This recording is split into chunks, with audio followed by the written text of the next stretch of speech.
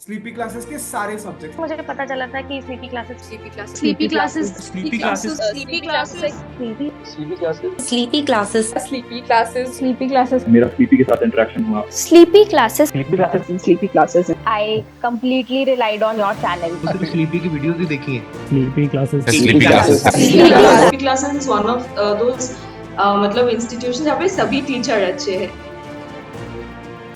Hello everyone, I am Anubhav. I have secured All India rank 309 in CAC 2023.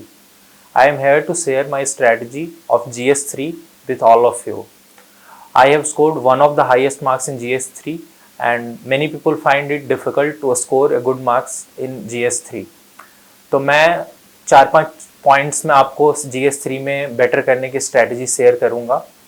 तो उसमें से सबसे पहले मैं स्टार्ट करूँगा बेसिक कंटेंट से। जो बिगिनर है वो कंटेंट कैसे बिल्ड करें।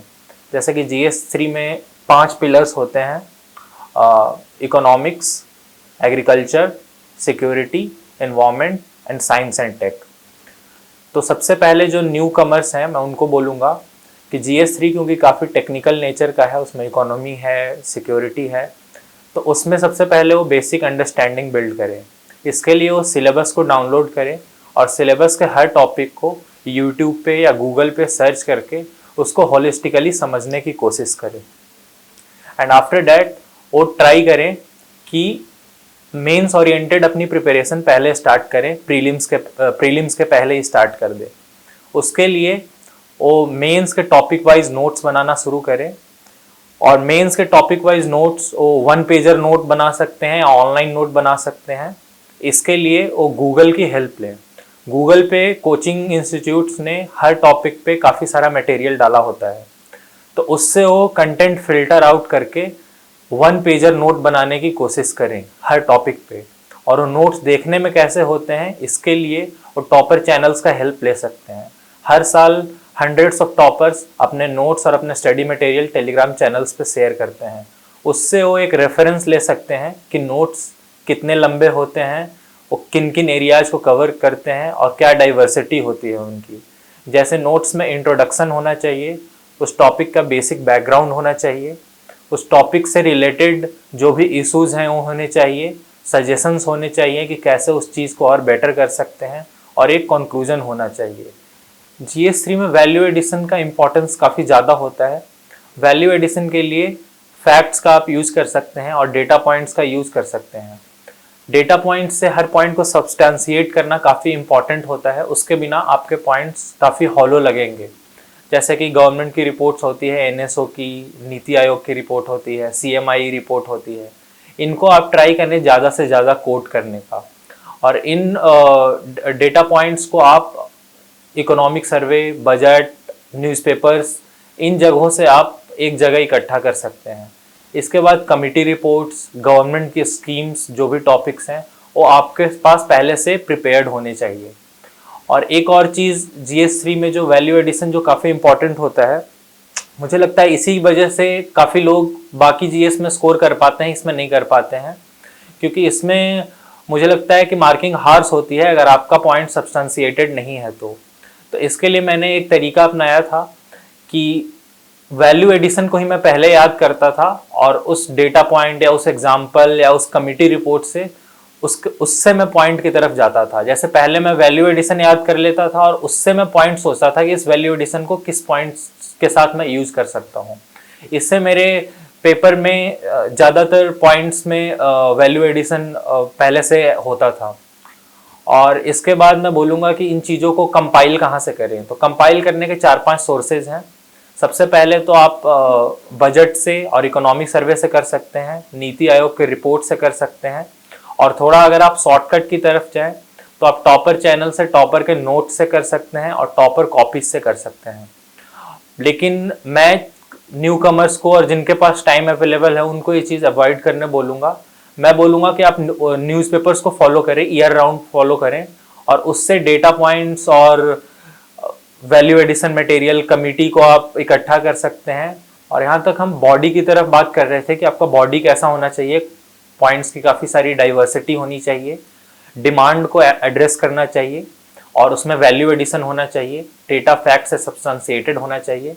और इकोनॉमी में या GS3 के ज़्यादातर पोर्शन में एग्रीकल्चर में लास्ट के पैरा में एक सजेशंस वाला कॉलम जरूर होना चाहिए, जिससे आप एक फॉरवर्ड लुकिंग कंक्लूजन अब अपना दे सकते हैं कि इस जो भी प्रॉब्लम्स हैं इन एरियाज में, जैसे एग्रीकल्चर में एक लाइव स्टॉक सेक्टर हो गया, तो इसमें MK जैन कमेटी को कोट कर सकते हैं। इसमें जो भी नई चीज़ें आप लिख सकते हैं, जैसे न्यूजीलैंड का कोई बेस्ट प्रैक्टिस आपने डाल दिया लाइव स्टॉक सेक्टर में कैसे होता है, तो ये आपको लास्ट में 0.51 मार्क एक्स्ट्रा फेच करेगा। और बॉडी के बाद इंट्रोडक्शन और कंक्लूजन का काफ़ी इंपॉर्टेंस है। इसको आप पहले से जितना प्रिपेयर करने की कोशिश करें और इसको मोल्ड करें उस क्वेश्चन के अकॉर्डिंग, जैसे कि गोल्डीलॉक्स फेज, सप्तऋषि, अमृतकाल, विकसित भारत, ऐसे टर्म्स को कंक्लूजन और इंट्रो में डालने की कोशिश करें, जिससे कि आपका आंसर बाकियों से बेटर दिखने में भी हो और कंटेंट वाइज भी हो।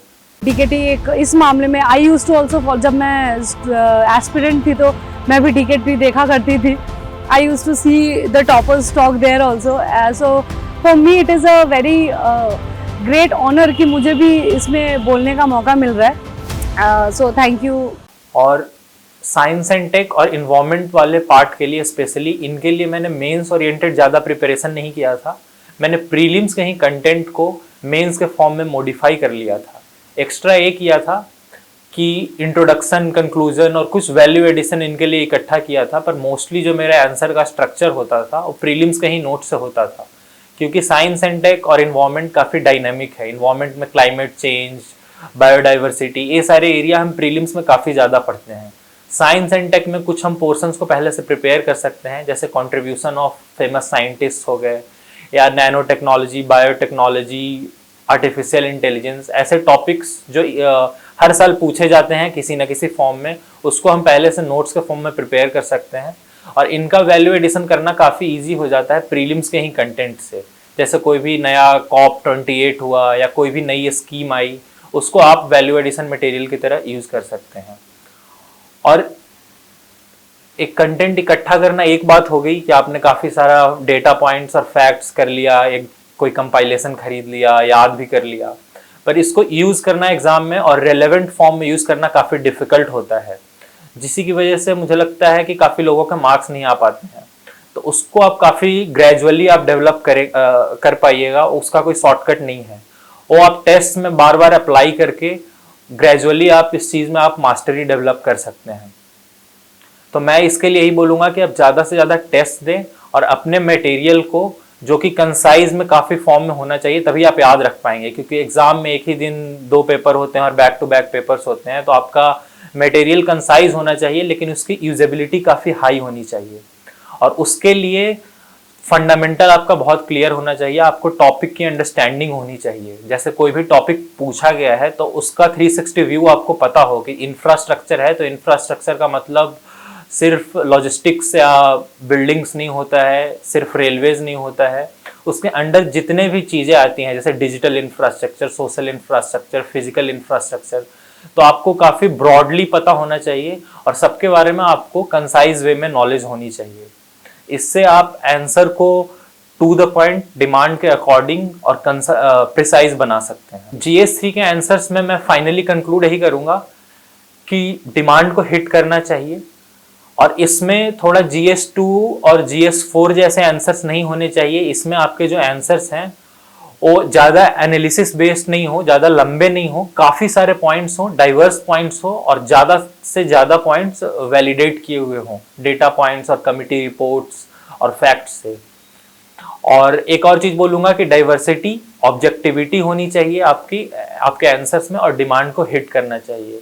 अगर ये तीनों चीज़ आप सही से करते हैं तो होपफुली आप अच्छा स्कोर कर पाएंगे, जितना मुझे अभी एग्ज़ाम का नॉलेज है और मुझे जितना लगता है कि जिस चीज़ की वजह से मेरे मार्क्स अच्छे आए थे।